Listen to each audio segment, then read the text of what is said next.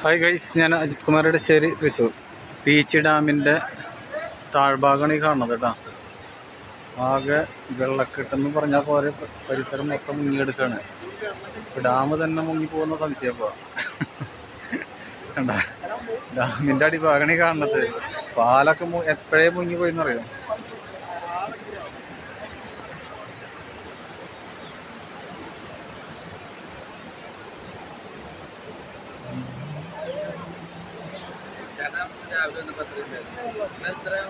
പീച്ചി ഡാമിൻ്റെ താഴ്ഭാഗമാണ് കാണുന്നത് കേട്ടോ. പ്രളയ സമയത്ത് പോലും ഇതേപോലെ ഉണ്ടായിട്ടില്ലേ. പീച്ചി ഡാമിൻ്റെ ചരിത്രത്തിൽ ആദ്യമായിട്ടാണ് ഇത്ര അധികം വെള്ളം പൊന്തിയാക്കണമെന്ന് പറയണത്. പ്രളയ സമയത്ത് പോലും ഇത്ര അധികം വെള്ളം ഇവിടെ പൊന്തിയിരുന്നില്ല അല്ലേ. ഈ പ്രദേശം മൊത്തം മുങ്ങിയെടുക്കുകയാണ്.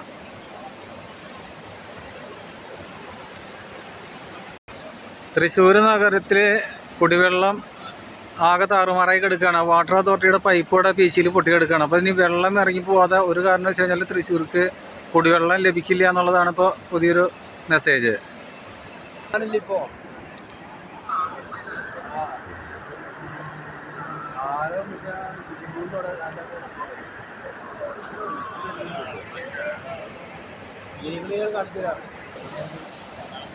പീച്ചി ഡാം നിറഞ്ഞു കവിഞ്ഞ് ക്രമാതീതമായിട്ടുള്ളൊരു കുത്തിയൊഴുക്കാണ് ഇപ്പോൾ കാണാൻ സാധിക്കുന്നത്.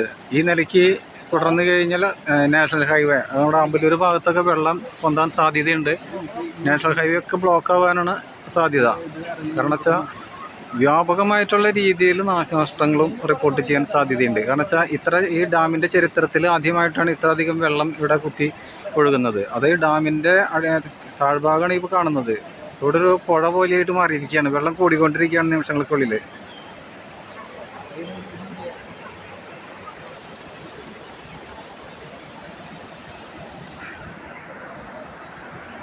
അതായത് പ്രളയ സമയത്ത് പോലും ഇവിടെ ഇതേപോലെ വെള്ളം പൊന്തിയിട്ടില്ല എന്നാണ് ഇവിടുത്തെ പരിസരവാസികൾ പറഞ്ഞിട്ടുള്ളത്. അതായത് ഞാൻ എൻ്റെ ജീവിതത്തിൽ ആദ്യമായിട്ടാണ് ഇത്രയധികം വെള്ളക്കെട്ട് ഇവിടെ കാണുന്നത്.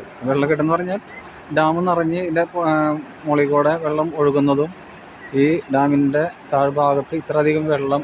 ഇപ്പോൾ നമ്മൾ ഒരു കിലോമീറ്റർ മുന്നേ ബൈക്ക് തടഞ്ഞു. അപ്പോൾ നമ്മൾ അവിടെ നിന്ന് സൈഡിൽ ബൈക്ക് അവിടെ വെച്ചിട്ട് നടന്നു വരികയാണ് ചെയ്തത്. അത്രയധികം വെള്ളം അങ്ങോട്ട് റോഡിലേക്ക് കയറി എന്നുള്ളതാണ്. അതുകൊണ്ട് ആ ഡാമിൻ്റെ അവിടെ ആ ടിക്കറ്റ് കൊടുക്കുന്ന കൗണ്ടറൊക്കെ അത് മുങ്ങിക്കൊണ്ടിരിക്കുകയാണ്. നിങ്ങളിതിൽ വീഡിയോയിൽ കാണുന്ന 2-3 തെങ്ങുണ്ട്. അതിൽ ലെഫ്റ്റ് സൈഡിലുള്ള 2 തെങ്ങിൻ്റെ നടുവിൽ കൂടെ നോക്കി കഴിഞ്ഞാൽ 2 ചെറിയ ഷെഡ് കാണാം. ഒന്ന് ഐസ്ക്രീം പാർലർ, മറ്റേത് പാർക്കിലേക്കുള്ള ടിക്കറ്റ് കൊടുക്കുന്ന കൗണ്ടർ. അതൊക്കെ മുങ്ങിക്കൊണ്ടിരിക്കുകയാണ് ഇപ്പോൾ. കാഴ്ചക്കാർ ഒരുപാട് പേര് പറമ്പിലൊക്കെ നിന്നിട്ടാണ് കാണുന്നത്. കണ്ടാ,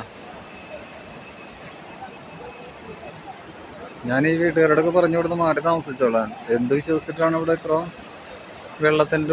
വെള്ളം ഇപ്പോൾ വീടിനൊപ്പം ആയിക്കൊണ്ടിരിക്കുകയാണ്. അത്രയധികം വെള്ളമാണ് പൊന്തിരിക്കുന്നത്.